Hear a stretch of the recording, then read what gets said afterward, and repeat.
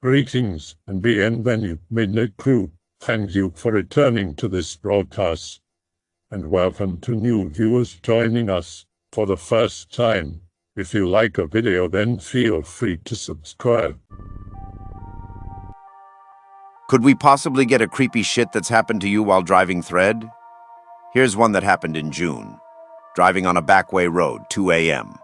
Notice up ahead that two lights are up front. Ignore it, thinking it's another car. Suddenly, the two lights come together and make a sharp turn right, vanishing. Pull up and stop where it turned. It's all woods. Speed through the rest of the road. A buddy of mine I'll call Walter had something very unsettling happen to him years ago, and he wasn't the kind of guy to bullshit or tell tall tales. I'll share it for the heck of it. When Walter was much younger, he enlisted in the Marine Corps, drawn by their offer of travel to distant lands, experience new cultures, meet exciting people all over the world, and kill them. As luck would have it, he did none of those things. His intelligence and aptitude got him assigned to a military base near Boston, Massachusetts, doing work in what would later be known as the field of electronic warfare. While he may have found it terribly boring at the time, such work made him eminently more employable after his time in the Corps than field stripping heavy machine guns or breaking necks. Even at the time, his occupation gave him more liberty time off base than others. During one of his excursions off base in the area, he met an attractive young woman with whom he had a lot in common. As it was, she too was doing liaison work, normally working and living in her home state of Maine.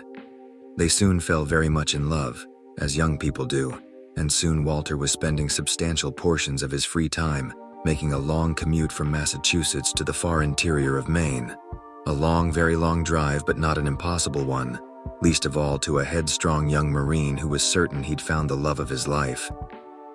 When he came up for a 3 or 4 day pass, there was no question where Walter was going, whom he was seeing, or what the happy couple would be doing.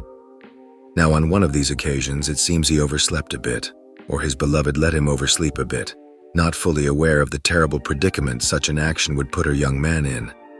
When his leave was over, he was supposed to be on base. Failing to be on duty at the appropriate time and place would create all sorts of nastiness, starting with a charge of absent without leave, possibly a court-martial, and certainly having future leave dramatically curtailed, thus interfering with his courtship. Marines are not expected to make excuses nor even to need them. Such was the situation when Walter woke up very late one Sunday night and was expected to be on base bright and ready at 6 a.m. Monday morning. The only remedy was a long drive through Maine at night, something he'd never been forced to do. The prospect of this greatly alarmed Walter's love, a native Maine girl born and raised. She'd heard and seen God only knows what sort of horrors stalking the wilds of her state once the sun was safely down beneath the horizon. She begged and pleaded with him to forestall his trip, but Walter was determined. With heavy hearts and much concern for entirely different reasons, the two parted, and Walter began his long drive southward. Being a Marine teaches a person many things, one of which is resourcefulness. As Walter was driving along, a thought crept into his mind. He could shave any number of miles in more than a little time. If he took a shortcut he'd heard locals call the Bootlegger's Boulevard. This was an old dirt road fire lane cut deep through some of the densest parts of Maine's uncharted forests, bypassing much of the meandering side roads and almost highways stabbing in a straight line south and eventually connecting to a major thoroughfare. Both the entrance and exits to this road were unmarked, the semi-official reason being the unusually high number of accidents that occurred along it. The locals knew of it, and the more brave or perhaps more foolhardy among them made use of it, often in keeping with its nickname. Bootlegger's Boulevard got its moniker during the days of Prohibition, when whiskey was smuggled down from Canada through Maine and into a much wider distribution.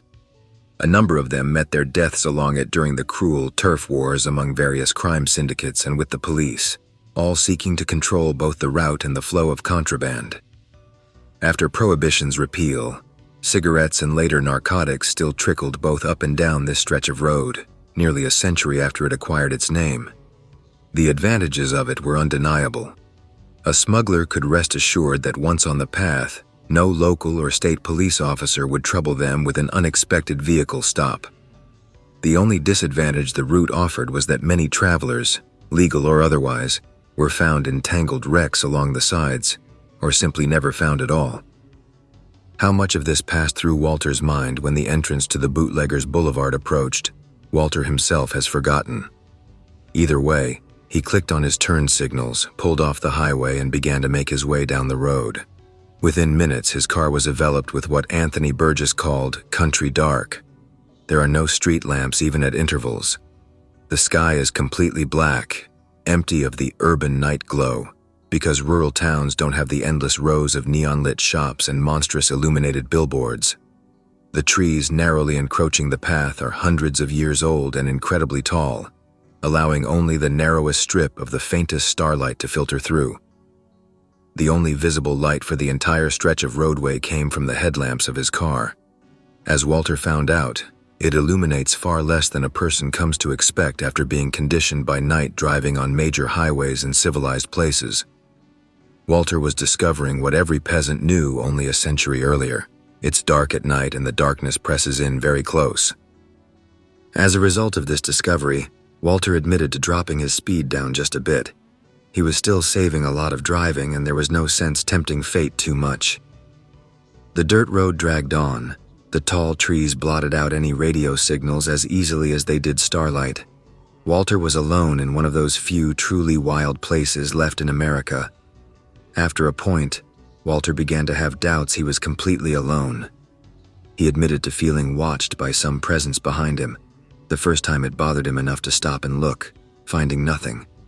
The second time, he even turned on the interior cabin light, revealing no one. Marines are not supposed to admit to knowing fear, but Walter admitted to a disquieting series of chills in spite of the dashboard heater keeping the car quite cozy. He was losing time, losing his nerve, and he'd gone too far in to even consider turning around. So he pressed on, and the further he drove, the more convinced he was that he was not alone in the car at all. Someone or something was sitting on the back seat, pointedly staring at the back of his head. After several miles more, a few furtive sounds confirmed this. The back seat creaked a bit as someone shifted their weight. The sound of wool pants whispered as legs were crossed. At this point, Walter was clinging desperately to the pretense that his imagination was overwhelming his senses. That last shred of hope was stripped away at the sound of a coarse wooden match being struck from behind him. Walter caught a faint blink of fire in his rearview mirror, confirmed by a waft of sulfur crossing his nostrils. A few instants later, both were followed by a tendril of cigar smoke. He gave his rearview mirror a quick glimpse, and what he saw nearly broke him. There was the faint, ominous red glow of a cigar end waxing and waning as the smoker inhaled on it. At that point, Walter had no doubts. He wasn't alone and he didn't want to look back. Marine or not, he didn't dare. So he drove. He drove the entire stretch of Bootleggers Boulevard, ignoring the thickening cigar smoke, the glow of its lit end in the rearview mirror, the shifting and creakings on the seat, and later, a foul, dank smell that followed as his unseen passenger occasionally cleared its lungs in a heavy smoker's trademark cough. Finally, after an eternity of this, Walter could make out the distant glimmer of cars passing by the southernmost end of Bootleggers Boulevard. Perhaps that lent him a misplaced courage because he almost started to turn around. At that instant, an unmistakable voice came from the back seat. "I wouldn't." It was a cruel voice, an old voice, one used to being obeyed. Walter suddenly felt his car start to veer violently off to one side. His attention snapped back onto the road, both hands on the wheel as he compensated. Walter heeded the warning from the back seat, and he's certain that's what saved him. Long minutes later, he reached the highway and joined the few travelers heading south. It wasn't until some car behind him, lighting the interior of his own, did he finally dare to look up in the rearview mirror. The headlights behind him revealed an empty back seat, but Walter couldn't help noticing they illuminated the distinct traces of cigar smoke still floating inside the interior. The rest of his trip south to Massachusetts happened without incident, and the young Marine reported for duty on time, if badly shaken. He chose not to mention this incident to his fiancée, but years later did mention it late one evening to his then father-in-law. The older man seemed nonplussed. Walter had gotten lucky, he said. A few old-timers had reported similar guests in their vehicles, and like Walter, they survived by not letting their curiosity get the better of them. So, that's it. As a ghost story, it's only minimally creepy, but I have to say this. Walter wasn't the kind of guy who bullshitted, and it's fairly obvious when a guy tells you something that actually happened to him. It's why I typed it up a day or so after he told me. I never wanted to forget it. There's another reason. I've seen some very weird/creepy/unpleasant shit traveling through Maine. It bothered me enough that since then, I've made it a hobby to talk to other locals and see if they've ever had anything happen to them.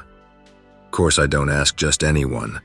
But once I've got a sense of someone's character and they're comfortable enough with me and have a sense of my character, that is, I won't laugh at them, I ask. A lot of people up in these parts have Maine stories. The people who told them to me genuinely believe they happened. Few people are so gifted to tell both a good story and put such a stamp of outright fear on their face while telling it. I think that one of the reasons they finally spill is because I won't laugh at them, or dismiss it or think they're crazy. Okay, for all the driving I've done, especially at night, I've never experienced anything too weird. In fact, I think the weirdest thing I experienced happened just a little under 8 months ago when I was home for the holidays.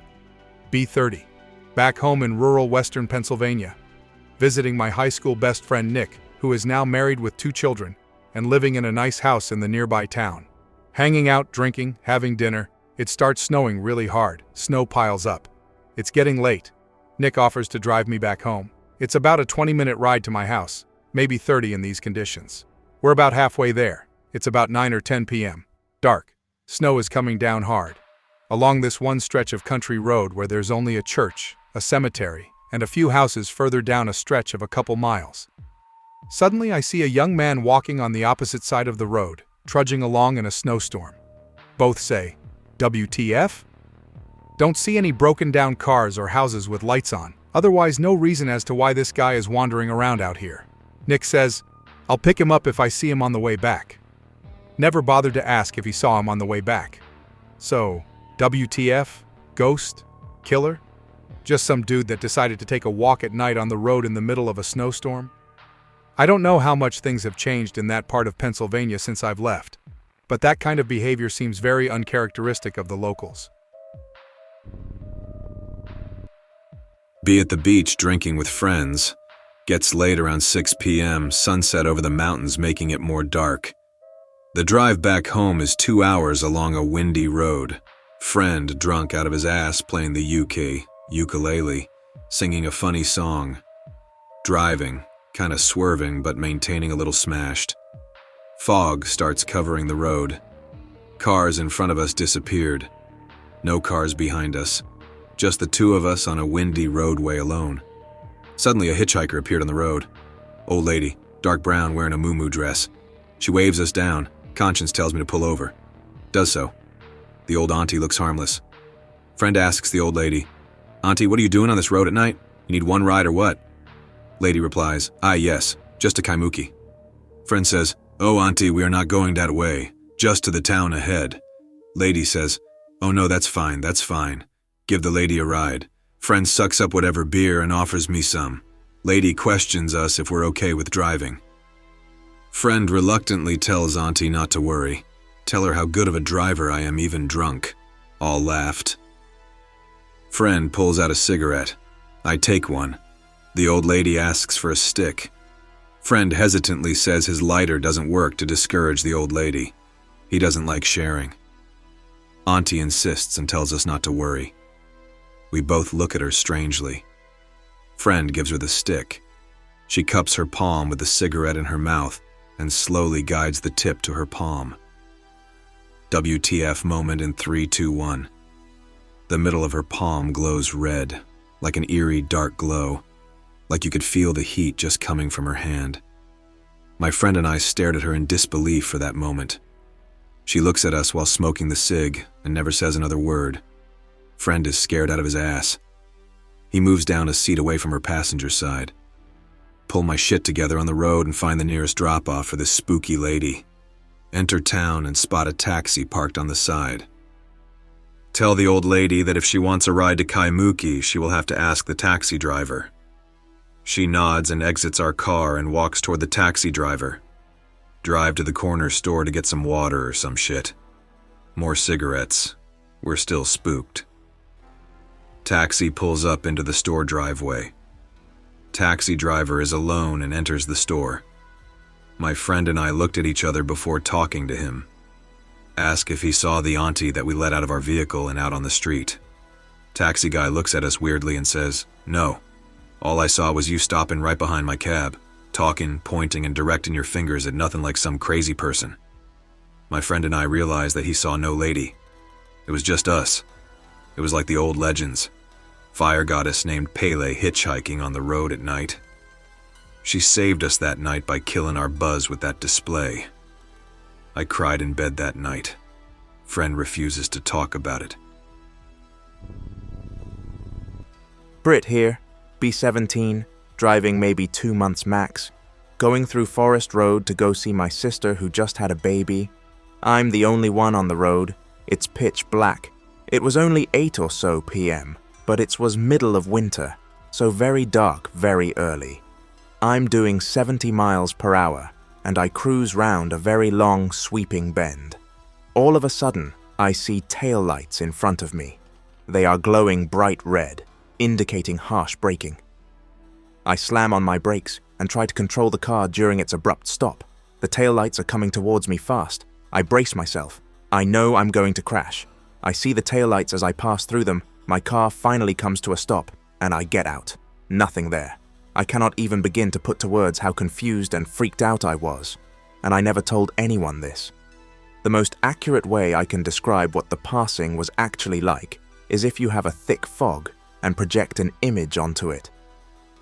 Anyway, I get home and do some Googling about people that say they had similar things. Turns out that road has claimed quite a few lives. To this day, I have never ever gone back down that road.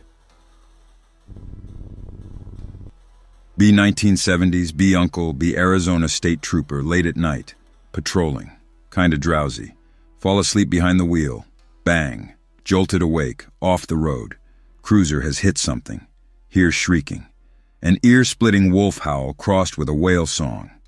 Right headlight is knocked out, palm of a human hand is pressed against the windshield. He hits somebody, oh shit, oh shit, oh shit. He began to open the door to give first aid. Wait a minute, something is wrong. Fingers are much longer than they should be. Skin is sickly purplish yellow. Nope.jpg. Realize the door is half open, slams it shut. Hand jerks off the windshield. See something tall and scrawny hobble through the beam of remaining headlight. Tactically GTFO of area. Drive through a mile of dense scrubs, hills, and bush. The car is making awful noises. See large clearing between them and another patch of foliage. Scared that the tire has been damaged. Decide to check it while nothing can sneak up on me. Grab a gun and flashlight. Quickly jump out of the cruiser and run around to the damaged side. Doesn't seem like car failure is imminent. Quickly shines flashlight back behind his vehicle. See something bipedal standing on the edge of the tree line. Sprint back around the car. Jump in the driver's seat. Floor it. Reach civilization. Tell the boss that he hit a deer. We weren't driving in this story, per se, but I'm sure the guy driving was creeped out. Go road tripping with a friend. Go fishing in a state forest. Look for a camping spot in the state forest, which has no camping areas. We find a grass field over the back of a hill with a dirt track cutting through it. Set up our tents on the track and park the car in front of it. Make a fire, have dinner, have some drinks. Late that night, we hear a car flogging it through the forest on the dirt tracks. That guy better not come down here.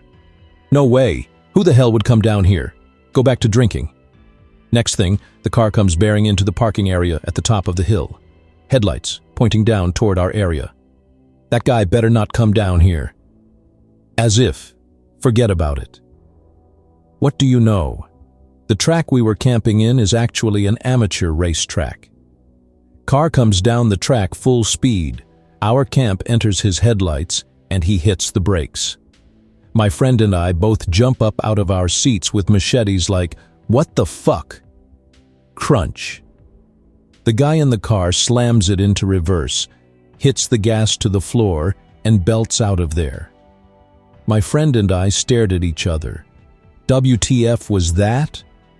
I'm sure the guy in the car was thinking the same thing at the sight of two guys with machetes. Not a driving story, but took place on a road. Parents had just bought a little summer home in Michigan on a rural dirt road surrounded by some national forest. Sun had just gone down when my little brother asked me to go for a walk with him down the road. Sure, why not? I grabbed the only flashlight available, which was a pretty feeble one. The road is straight, but goes up and down in small hills. We get about half a mile down the road on one of the higher bumps when I can just barely make out something big sitting in the road ahead. It's dark, but not pitch black yet. I can still make out a silhouette. I tell my brother to stop. He never noticed it, and be quiet. It was, without a doubt, some kind of big cat. The road is 1 lane wide, so if two cars in opposite directions came at each other, one would have to slow down and pull aside for the other to pass. It was sitting on its stomach, facing off into the left side of the road, watching something. Its body took up about half the width of the road. Long, panther-like tail, black fur, big head, so probably a male. I pointed the weak flashlight at it, but the cat was far enough away that all the flashlight did was make the eyes reflect yellow. It looked at us with disinterest, then turned its head back to whatever had its interest in the trees before. I told my brother that we are turning around, walk, do not run, etc. When we get home, I tell my family about it. Do some research. There are supposed to be no big cats in the area at all, let alone a panther, but I know what I saw. Next day, Mom and brother go for a walk down the road during the day and find a sandy clearing full of bones on the left side, in about the same area I saw the cat. It could be some animal's eating spot. Or, my mom's theory was that since one of the corpses was that of a young calf, perhaps some farmer dumped the body there rather than digging a hole. I thought nothing paranormal of it until I came across phantom panther sightings. Explain the phantom panther sightings. There's not much to say, really. People have seen these cats in places that aren't supposed to have any big cats, or at least any cats that fit the description of what people claim to have seen. Quote, Wikipedia. Phantom cats, also known as alien big cats, ABCs, are large felines, such as jaguars or cougars, which have been purported to appear in regions outside their indigenous range. Sightings, tracks, and predation have been reported in a number of countries and states, including Britain, Australia, Ireland, New Zealand, Finland, Denmark, Eastern United States, Hawaii, and Luxembourg. As with other aspects of cryptozoology, the study of phantom cats is considered by mainstream science to constitute pseudoscience or fringe science. In general, scientists reject the possibility that such megafauna cryptids exist, because of the improbably large numbers necessary to maintain a breeding population, and because climate and food supply issues make their survival in reported habitats unlikely. Personally, I think there are just some elusive cats out there, but you can read about it and come to your own conclusion. I'm betting these can be explained by escaped exotic pets. Probably not all of them, but it's not unreasonable that several are. Driving home at 11 p.m. Come to my housing development gate. After the gate is a long road up a hill to the houses. Development in the middle of nowhere, so the road leading up the hill is pitch black. Enter gate code 1234. Can you believe it? Start driving through the gate, driving up incline. Further up the hill, at the very edge of my high beams, I can see something. Slow way down to take a closer look. I thought it was a person. Taking walks on the hill is common. Keep driving. It stays in the middle of the road. 50 feet away now. Dog comes bolting out of the bushes at the person, snarling and barking. I lay on the horn and look at the dog. Look back up at the person. There is a mist where the person was. The mist is slowly moving into the tree line. Dog books it down the road, opposite of me, tail between legs. Nope, drive 50 miles per hour up the hill. A week later, me and my buddy walked down the hill at night and back up to see if we could see it again. We get to the bottom. Nothing. Walking back up the hill, a quarter of the way back, we hear the most blood-curdling scream from the bottom of the hill. I have never ran that fast in my entire life. Years ago, didn't want my parents knowing I smoked cigarettes. Would take my car and drive around this loop for about half an hour and chain smoke. The smell wouldn't stick because the smoke went out the window. Driving one night around 2 a.m., nearing the entrance of the loop. I could either turn right or loop around or go straight and loop around. Either way, I would end up back at the entrance and could turn the other way and go home. Loop wasn't very big, maybe a mile all around. No houses or other roads to turn off on. Off to the right, I see a young girl, maybe 15 with a backpack, walking away from me. So she would be walking away the road I came off of, where the houses are. I contemplate for a moment whether or not to pick her up. Living in Minnesota, it was bitterly cold out and I wasn't very scared of her trying to attack me. My area had very little crime, still a bit iffy about it though, since I had nothing to defend myself with. I decided to go straight and not pick her up. Driving straight, I see a possum run out in front of my car. Eyes flash at me and thud, thud. Open the door to look for the body. Gone in seconds. Hoping it survived, I ignored it. Feeling bad hitting the possum, decide to pick up the girl. Try to even my karma a bit, I suppose. Loop around. Girl is gone.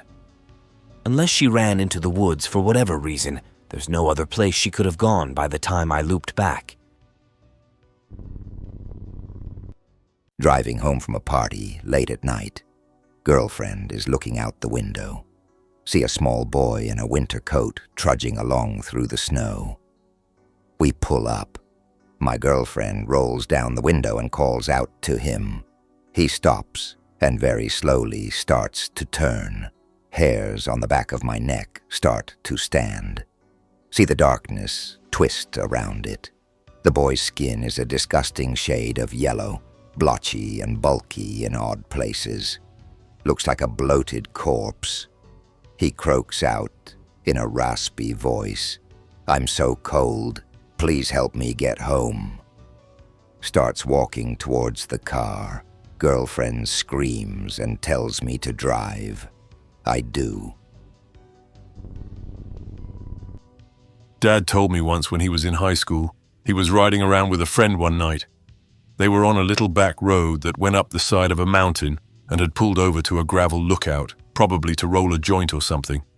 At the edge of the lookout parking lot, there was a really old man sitting on a bench or something, crying. Dad said he wouldn't have been surprised if the man was 100 years old. He was ancient. They decided to ask the old man why he was crying, and he said, "My daddy just died." They both got a little creeped out by it, but offered the old man a ride anyway. He turned it down, saying he was going to sit there and cry a little longer, and then he would go back home. They beat it out of there. Reminds me of a thing. I was going into Penn Station, really crowded and busy and shit. At the bottom of the main entrance stairs inside, there was an old lady with shabby clothes just standing there crying loudly. After I passed her, I considered going back to see if I could help, and saw two girls trying to talk to her, then just looked at each other confused. Then I left. Them scary old people. It's called Dementia. One night a few years ago, boyfriend used to live near Annie's Road in New Jersey. Google it if you haven't heard of it. I'd never heard of it before, but he told me about it and said that he'd been living there 19 years and had never seen anything, and it's obviously an urban legend. Didn't really bother me to drive down it at the time. One night driving home from his place, radio does this helpful thing where it cuts out when it thinks you're on the phone. Suddenly very aware that I'm driving down this road in a quiet car late at night. Feel this eerie sensation. Think I hear breathing coming from the back seat. Determinedly do not look in the rear mirror and turn off on the next available street. Radio comes back on. I know that it was most likely nothing, but it was creepy as hell. And from then on, I would sleep at his place if I was there, and it got dark, or I would make him come with me. Not really creepy, but somewhat paranormal. Night before my uncle's wedding, hanging out with my cousin out back who is 22 years old. Pulls out 2 bottles of Mad Dog 2020 and some rum. Get pissed drunk. Asks me if I want to go for a drive. Not really. It's just up the street. Okay. Get there. Drink some more. Hey, Anon, I know a better spot. Want to go? Too drunk to care. Going 70 miles per hour. Quick turn. Crash into a brick fence. Blood everywhere. I can't move. Suddenly, I feel a gentle tugging. Not cousin. He's out crying and flipping out about his car. Hear a whispering. Suddenly, I wind up outside the car. What just happened? Can't find cousin. He went walking to get help. Can't get up. My leg is broken and my nose is bloody. Feel like arms are around me. Able to stand. Find help with these arms around me. I like to believe it was my twin brother who passed away when I was a kid because there was no way I should have been able to stand. Or maybe it was the alcohol. Either way, it's pretty scary for me. I got lucky. Also, my cousin is on the run from the cops now because I'm 17, so he's in a shitload of trouble. Riding shotgun in my best friend's shitty car. I'm 6'5" and have very long legs. It is agreed upon by my friends that I get shotgun by default due to it being the only place in most cars that actually has enough legroom to accommodate me. Other best friend in the back seat. Driving back from the cinema at about 1 a.m. Roads deserted as it always is at this time of night in our town. Clonk. Friend in backseat. What was that? Clonk. Me. It's driver's car. I'm surprised the ride's been this quiet so far. LOL. Clonk. Clonk. No, actually he's right. What the shit is that? Me. Dude, what the hell is up with your car? Clonk. Clonk. Clonk. What the fuck? Driver. It's never made this noise before. Clonk. Friend in the back seat starts seriously freaking out. Driver pulls over and kills the engine. Clonking intensifies. It's coming from the trunk. Friend in back seat. What is that, dude? What the fuck is that? Realize that there's only seat cushions and a thin plastic divider separating friend in back seat from whatever is in the trunk. Driver gets out, opens the trunk. Driver is in the military and tough as shit. He screams. See something roughly the size of a fucking pit bull leap out of the trunk. Don't get a good look at it. It runs off. I'm basically totally frozen up. My friend in the back seat is literally crying, and the driver is pale and trembling. Takes us about 30 minutes to get straight enough to drive again. Get back to my house. Inspect the trunk. Smells faintly of puke and wet fur. What the hell? Driving my truck from friend's house. His house is miles away from the highway on a new country road. 2 Lane Street at 2 a.m. Hadn't seen another car since I got on the road. Had been driving for about 10 minutes, half of the way to the highway. Up off the shoulder of the road, my headlights catch something and I see clear as day a pair of jeans standing upright and walking. Stomach sinks, scared. First thought is that it really is a pair of fucking jeans walking by themselves. Brake and look again to see if it's a person wearing a black shirt or something. Lean over the steering wheel to see. I clearly see the grass and trees on the other side of it. Keep driving until I pass it. Look at it in the rearview mirror. I see it walking in the direction of the car until my tail lights no longer light it up. It fades back into the night. Speed the rest of the way back to the highway. Call my friend about it when I get on. He tells me there's been an old pair of jeans laying on the side of the road for a while now. I'm not really afraid to go down that road at night, but it scared the shit out of me. And it was literally fucking clear as day. I remember looking at it and couldn't believe I was looking at it. Those jeans are still there too, and this was months ago. I hope that you enjoyed tonight's broadcast. If you enjoyed tonight's story, then please subscribe to the channel as more Greentext will appear daily. A new broadcast will appear when the clock strikes midnight Central Time.